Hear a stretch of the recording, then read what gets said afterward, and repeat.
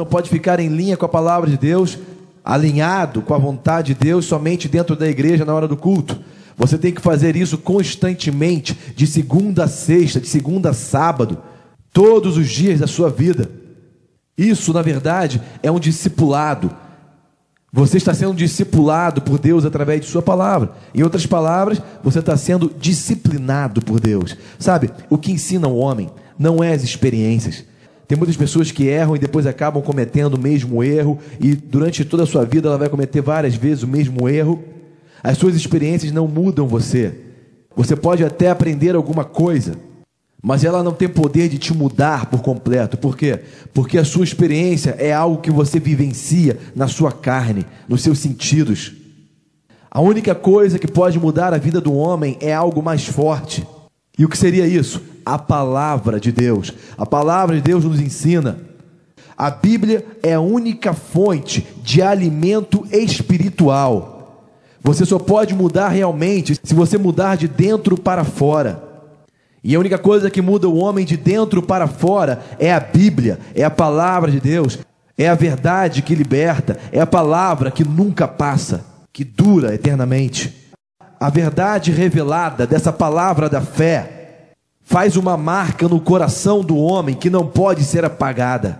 É a única coisa que pode mudar as nossas vidas. E não pense você que só porque você está na igreja que você já mudou. Não seja um rico espiritual, seja um pobre espiritual. Pobreza espiritual é você chegar diante de Deus sempre com um prato vazio e falar: Senhor, eu estou sem nada, me dá mais, eu quero mais comida. E você come aquilo, depois mostra para ele o prato vazio de novo, falou: Senhor, eu não tenho nada, me dá mais. Isso é ser pobre espiritual. A pessoa que pensa que já sabe é uma pessoa rica espiritualmente. Ela acha que já tem muita coisa. E na verdade é uma comida antiga no prato, que já está podre, já está velha, que ela mantém ali pensando que ela tem alguma coisa. E na verdade ela não pode nem mais comer aquilo. Sabe, a verdadeira humildade está em você se sujeitar a Deus. Você se veste de humildade quando você se sujeita à palavra de Deus. Mas você pode falar para mim hoje assim: mas Altomir, eu passei por um problema tão grande, e eu orei e eu não consegui resposta, e eu tenho certeza que aquela prova que eu passei foi Deus falando comigo. Deus enviou aquela prova para me aperfeiçoar, para me ensinar alguma coisa, porque se Ele quisesse ter me livrado, Ele me livraria, mas eu estou passando por isso porque é vontade de Deus, e etc, etc, etc. Sabe, eu já ouvi vários tipos de desculpa, de pessoas que estão na igreja, mas não vivem a palavra de Deus, ou por negligência, ou por falta de conhecimento, e acabam botando a culpa em Deus pelos problemas da sua vida.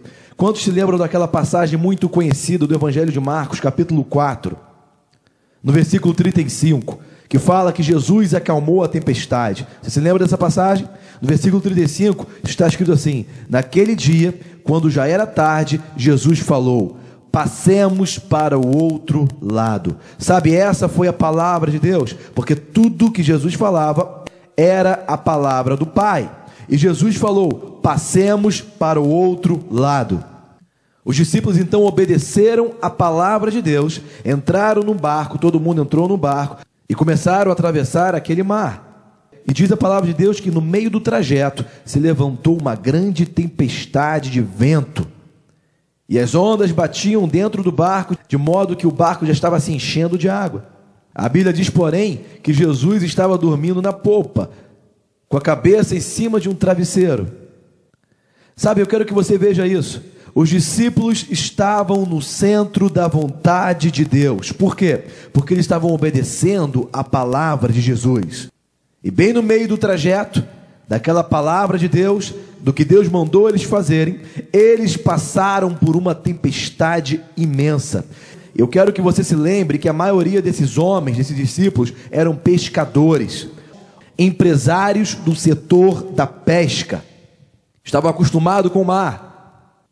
E bem no meio do trajeto, obedecendo a palavra de Deus, passando para o outro lado, uma grande tempestade se levantou.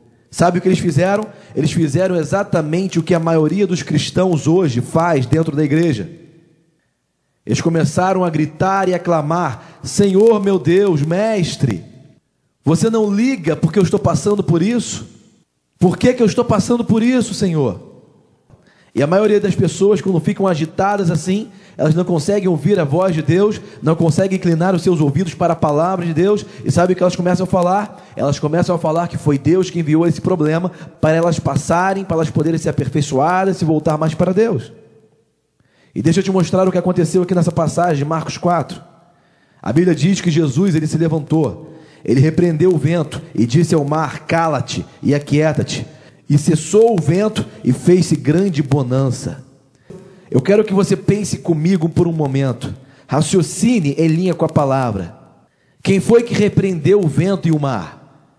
Com certeza a sua resposta é óbvia. Quem repreendeu o vento e o mar ali foi Jesus, o Filho de Deus. Deixa eu te fazer uma outra pergunta. Quem foi que enviou aquela tempestade sobre os discípulos, sobre o próprio Jesus? A maioria das pessoas que estão me ouvindo agora pode pensar que foi Deus. Eu acho que foi Deus que mandou aquela tempestade lá para provar a fé deles. Mas deixa eu te falar uma coisa. Se foi Deus que mandou aquela tempestade, e se foi Jesus que repreendeu aquela tempestade, então Jesus, o Filho, estava repreendendo as obras do Pai. Se foi Deus Pai que enviou a tempestade, e se foi Jesus, o Filho de Deus, que repreendeu a tempestade, então Jesus estava repreendendo uma obra do Pai.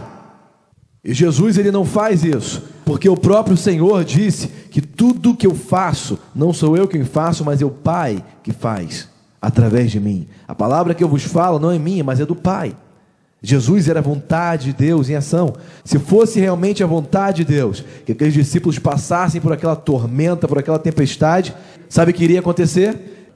Jesus iria acordar, ia levantar, olhar para aquela tempestade, dar um tapinha no ombro de Pedro, ia olhar para Mateus, para Natanael, para João, e ia falar assim: pessoal, começa a orar aí, porque isso aí é vontade de Deus Pai.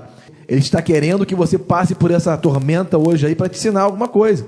Com certeza Deus tem algo aí para te falar. Então vocês começam a orar aí, porque eu não posso fazer nada. É Deus Pai que mandou essa tempestade na sua vida. Segura firme aí e tenta chegar do outro lado.